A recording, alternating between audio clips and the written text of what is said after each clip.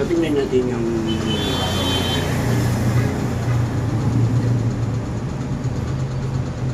simula ka. Magsisimula ka mag-invest, simula ka sa lahat ng mga itatanim mo ngayon para makapag-harvest ka. Pero hindi lahat goods. Kaya makakaramdam ka ng pagod, pag-iisip, at mga plano. No? Kaya mag-iingat ka sa mga itinatayo mo, mga business or changes mo, mga motivation mo, arrangement mo. Dahil dito, sinasabi dito na mataas yung opportunities mo sa panibagong hanap buhay. Simula ka ulit sa mga ibig sabihin, pangangailangan ng financial so isang dito naman is the sun, meron ka namang anak na swerte, no? At meron ka pa rin batang swerte na umaagapay sa'yo, nag-guide sa'yo, birthday. Tapos, pinanganak kang swerte. Kaya ikaw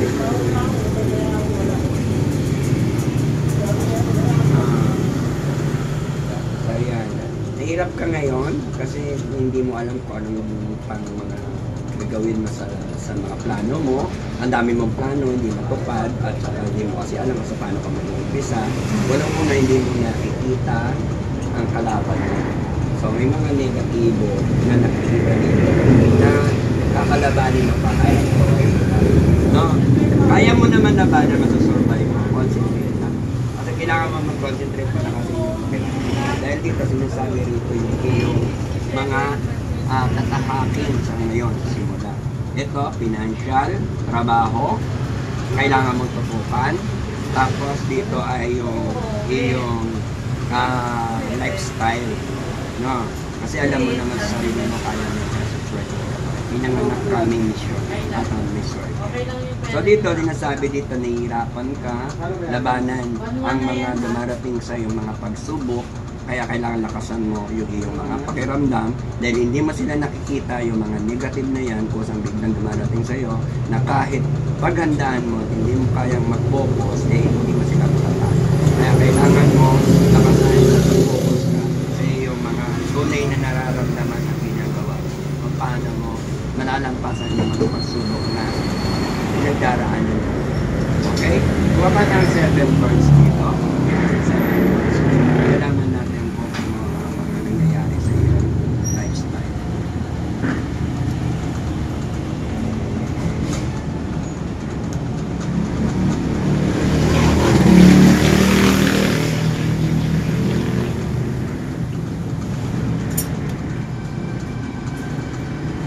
tingnan mo, baka may sumabot. Malayo naman. Ilan na?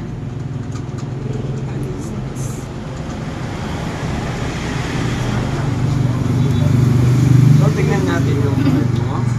Yan. May mga tukso na darating sa'yo. Mag-aalok ng pera. Ngayon, nasa sa'yo yan kung tatanggapin mo o hindi. No? At ito ay pwedeng makatulong sa'yo, pwedeng positive, pwedeng negative. Pero ito ay dadating yung pag-offer ng pera sa'yo. Financial pera sa'yo. No? Dito malawak ang yung mga plano. Ang dami, ang laki ng plano mo. Ang laki lang siya. Pero wala ka pa magawa. Kasi dito, sinasabi dito, tatlo lang yung pinagkakaitan mo o pinagbubutan mo ng iyong mga pagkukunan ng pinag-iwan. Ito, gusto mo makipagpalit ng kalagayan. So, mapagpalitan ng kalagayan mo, ibig sabihin, mababago yung posisyon mo o yung style ng kalagayan. Status ng iyong, tulad ng for example, nakakaroon ka ng mga bagay na bago kumpara sa dati mong mga ginagawa. Ibang negosyo yung matatapos. Ayan. So, solohin mo lahat ang pagpuproduce at saka pagdagawa mo ng mga diskarte sa buhay mo. Kasi ayaw mong umasa sa ibang tao o hindi mo iaasa sa ibang tao. Sariling sikap ka ngayon kasi mananatili sa iyo yung lahat ng mga kakayahan mo dun sa mga gagawin mo.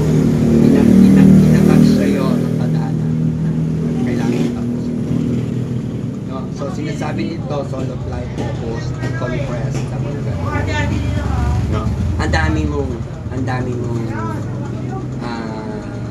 sipag na naka-reserve, kaya kailangan sa sipagan. Ayan. Balancing for financial, sinasabi rito, mayroon ka tiyang tapusin mga gastusin, mayroon ka rin tatapusin mga misyon, pero sinasabi dito at the point na yan, matatapos, ikaw ay magkakaroon ng iba yung paglipad. No? Ibig sabihin, pwede ka makapunta sa ibang lugar. No? Tama. Di ba?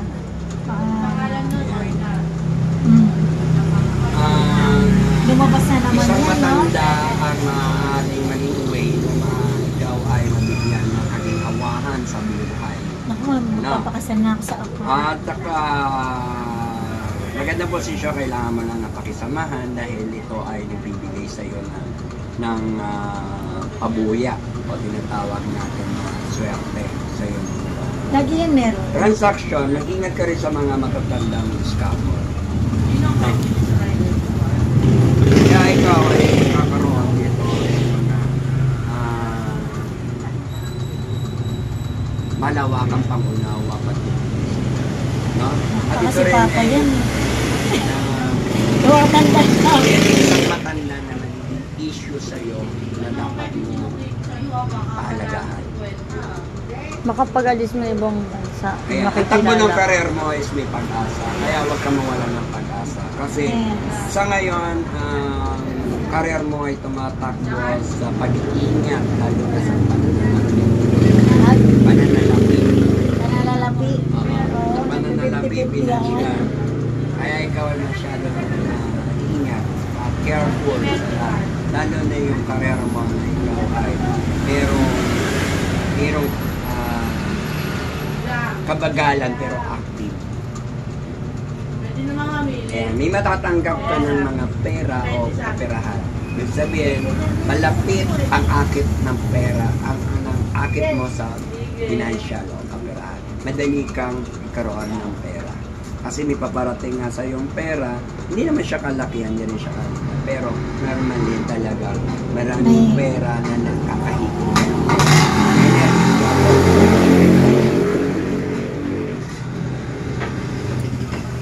So ayan, may matatanggap ng pera na unexpected money. Reyna? Okay, question. 5 question. Focus natin.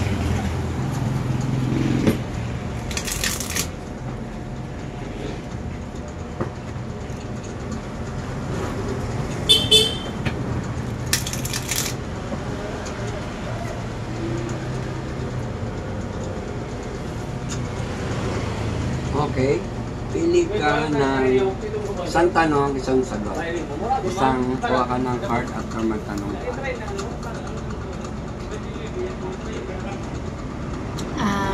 Ano ang maganda kong negosyo ngayong 2025? Ngayong 2025, ano ang pinakamaganda mong negosyo? Sagot sa iyo ng tarot card is Araw na naman. the moon. No. The moon. Ikaw ay napapagitnaan ng dalawang pader. Ikaw ay nasa gitna. Lahat ng umaasa sa iyo, maraming demand. Mga demanding sa mga customer. Huwag ka magpapadistract. Huwag ka magpapadistract kasi sinasabi dito na maraming mga umahulong sa iyo. Maraming mga nandi-distract. Pero sila yung nakikinama. No, deadmanin mo lang. Kasi nandito yung pagtitiis mo, pero ikaw yung sikat. No? Ikaw yung sikat.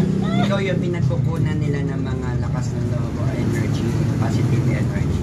No? Malakas yun yung fighting spirit at fighting energy. Dahil sa katahimikan mo, sila yung mas nakikinata. Okay? Question. Ang pinaka-tinatanong mo anong negosyo nararapat sa'yo. Ibig sabihin, sinasabi rito, pagkain. Mga pagkain, mga any kind of pwedeng mainit. Pwedeng maasahan itong mga nasa baba. Ah. Sabihin, yung sa panahon ng 2025 talaga kasi pagtulog yan. So, kailangan year of the snake, pakalin mo. Kailangan yung kanino mo ay magagamit mo sa 2025 dahil ang mga ahas ng wood snake ay magbibigay ng mga malalakasang mga enerhiya sa pag-iisip ng tao. No? Kaya lang, yung iba may kapusan sa financial. Kaya dahil tagto yun, kakaisimulo ng panibagong sipol ng lakas at saka enerhiya na magpapaunlad sa sarili mo. Kaya sinasabi dito, So, pagkain. pagkain, yamang lupa, yamang dagat, yamang Yaman loob. para ikaw ay yumaman or para ikaw ay tuminhawa or maging maayos. So, ayan ang sinasabi dito, panahon at sikat ay mapaaraw, mapaulan, hapon nga din at saka ay full moon. Na ibig sabihin, mapaaraw, mapaulan yung pangunahin na kailangan tulad ng pagkain. No? Yung, Okay, next question. Okay din ba nasimulan ko yung travel and tour ko next year? Okay, travel and tour next year. Okay lang ba na? Hindi, kung ba, pwede ko na ba siyang simulan o kailangan ngayon na ba? Ngayon ko na ba o kailan? Kailan mo pwedeng simulan? Oo, kailan ko pwedeng simulan yung travel and tour ko? Travel and tour mo, kailan Pwede simulan. pwedeng simulan? Cook mo daw right now. No, ibig sabihin, Pwede na. anytime you want, kasi makukuha mo naman daw yun. Starting, kasi ikaw ay nagtatanim ba, ikaw ay nagpo-focus sa iyong financial problem, at saka background problem, at saka yung status problem. So dito sinasabi dito, tiyagala. Pero number of 7, ibig sabihin yan, kukuha mo lahat ng gusto mo. Na, Thank you. after you work, meron pang another one. So, kailangan lang mag-focus ka para lahat mag-fertilize mo yung mga gagawin mo. Basta yung kaya mo. Sa ngayon kasi mabibisi ka. Yan ang sinasabi. Ikaw daw ay sobrang mabibisi, lalo na sa 2025. Next question. Sa pamilya, ano mangyayari? So, sa pamilya, dapat mo munang punuhan yung sarili mo o mag-focus ka muna sa iyong sarili. Kasi, ang pamilya mo ay may kanya-kanya rin focus. So, ikaw yung parang may nilimos na rin sa attention, sa lahat ng mga bagay na parang feeling mo unfair na sa lahat. No? Pero dito kasi kailangan ipakita mo yung kakayahan mo, dignidad mo sa pagpo-produce ng sarili mong sikap. No? So, ibig sabihin, punuan mo rin yung sarili mo bago mo punuan ng iba. Ganon. So, ang sinasabi dito, mag-focus. Huwag kang umasa sa iba or kaanak, kamag-anak, kundi lahat ng kaya mong gawin mo. Kasi sinasabi dito, kaya mo naman suluhin. So, ito say, sa pamilya, Oh, I was stronger now. dapat mag-high power ka rin. Kasi, kumbaga, sila busy. Ito, si busy. So, kailangan meron ka rin busy. Next question. Matutuloy ba ako mag-ibang bansa? Matutuloy ka ba ng pagbansa? Yes naman, nasa sa'yo yung decision. Kasi dito nangangarap ka eh. Ang layo ng tingin mo. Ang lawak. So, ibig sabihin, makipagpalitan ka ng plano o kaya ng kalagayan. Pwede ka mapunta sa ibang bansa. Anytime you want. Kasi sinasabi dito, malawak ang iyong plano. No? Change object din. Ibig sabihin yan, pwedeng magbago yung isip mo. No? Kaya nasa sa'yo yan kasi yung tumagawa. Change object.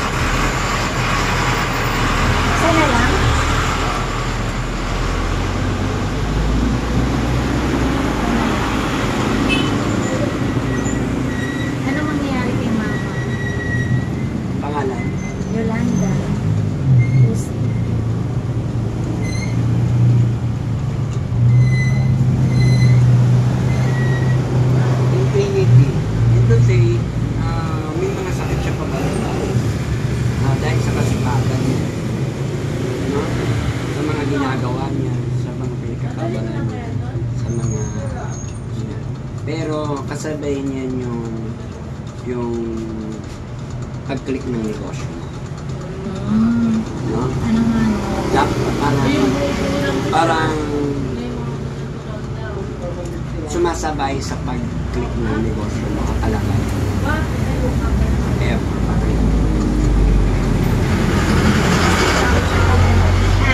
pagkaabangan.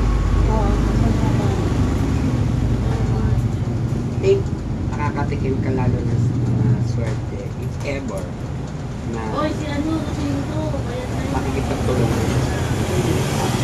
or yung makakatulong. Kasi dito sinasabi, gusto makatulong sa Yung iyo. nagsalubungan kayo kanina. So, pero maasing siya sa trabaho na mag-click daw. Oo nga. Yun ang gusto niya. Oo. Yun yung gusto niya. Nagsabi Kailangan meron kasi siya magpapalakas sa kanya yung may ginagawa. Kasi ayaw niya dito. Okay, last bonus card.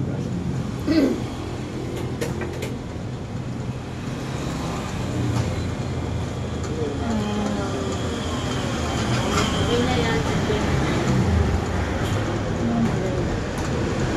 Ako. Maganda ka niyo. Oo nga. Hindi, gusto ko sa negosyo pa rin.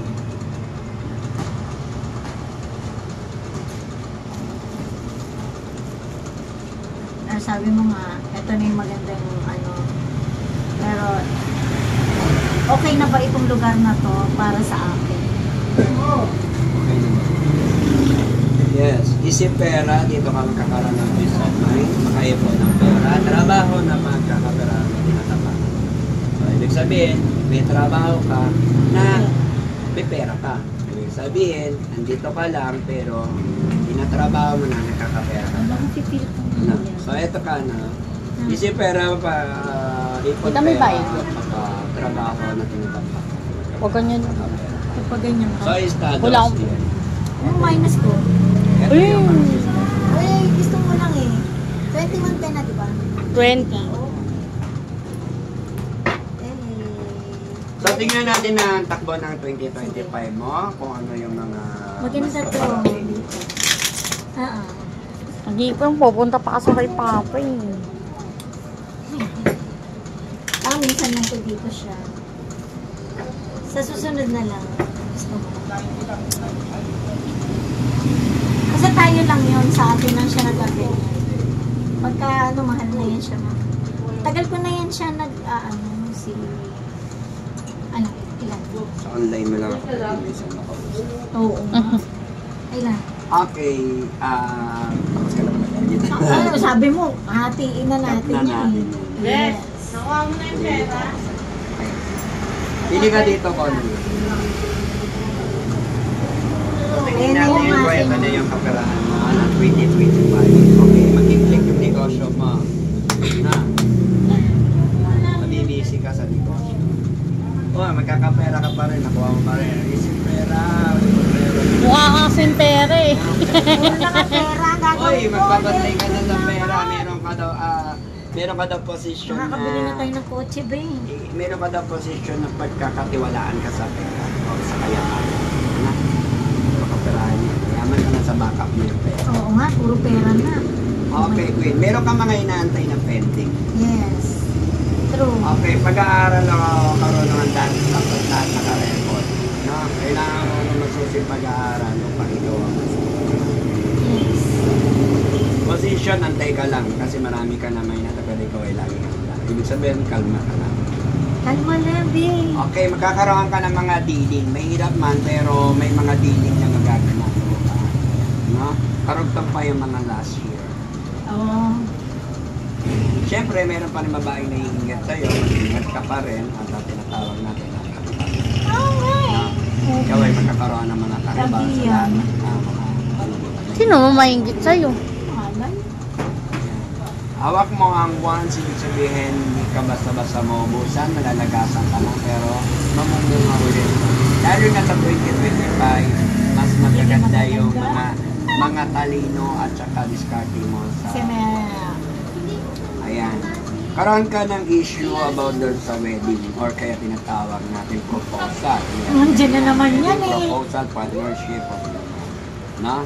Ay. So, maaaring may kumuha sa iyo maganda ka sa kasal. Issue tungkol sa kasal. Ano? Kayo nga observe yung asawa mo magkakatanggap. Pwede ba kami mag-divorce na? Magkakatanggap. Ah? Yan. Ayan na yan. Live tayo. Ay, sorry.